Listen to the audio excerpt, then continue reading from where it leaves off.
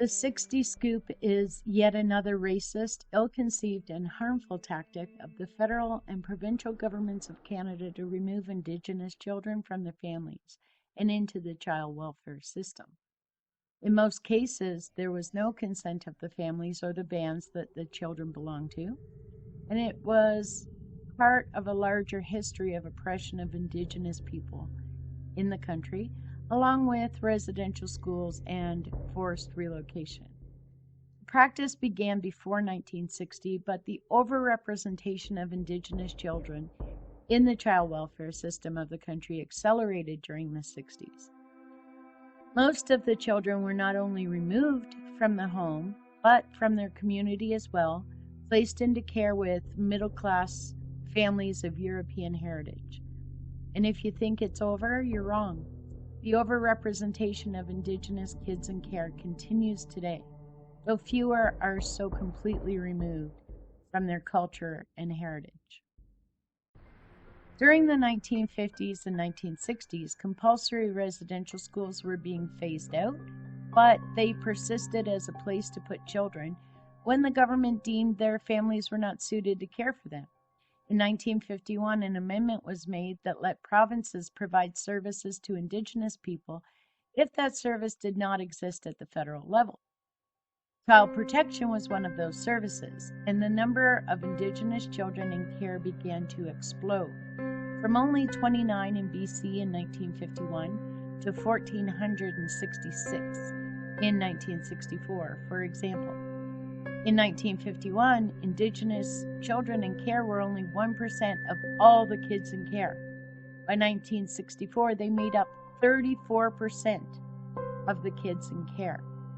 Social workers then had no training in dealing with Indigenous children and their families.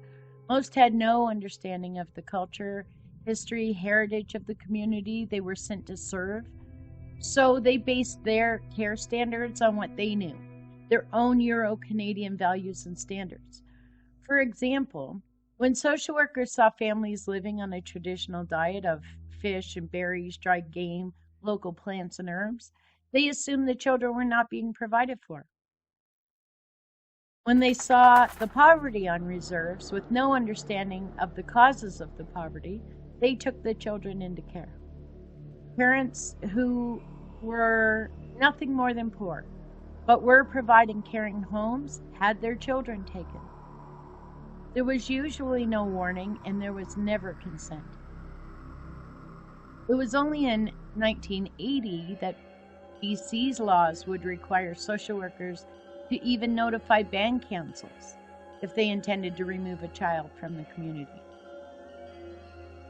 When these children were placed into foster homes, 70% of them were in non-Indigenous homes, and in many of those homes, their heritage was simply denied.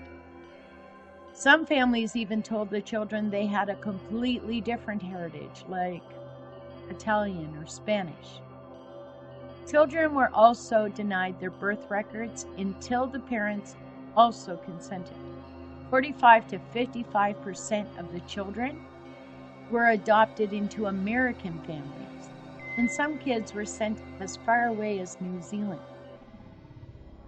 Those kids that were not adopted often were shuffled from foster home to foster home or lived in care homes. They were sometimes abused physically and sexually there, and that abuse was also denied. Many faced crises of identity with attempts to force them to assimilate. The long-term impact of the scoop created huge obstacles for the kids and for their families. Issues compounded by the lack of socioeconomic equity, the generational trauma of residential schools, and other racist policies that impact Indigenous people. Policies began to change in the 1980s and continue to be refined as Indigenous children continue to be overrepresented in care. Their care, along with their equity, also rely on larger issues that have continued to be poorly addressed by governments in Canada. Poverty, housing, safe water, food security. Issues that, had these families been treated equitably to begin with, would not even exist.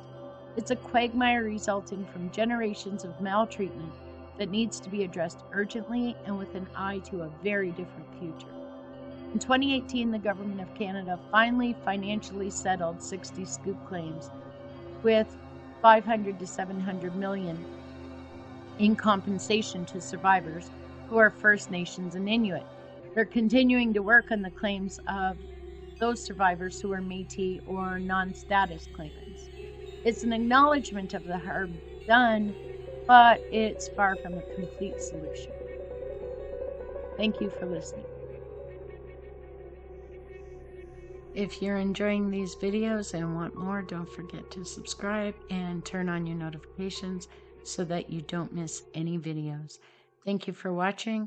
We really appreciate it.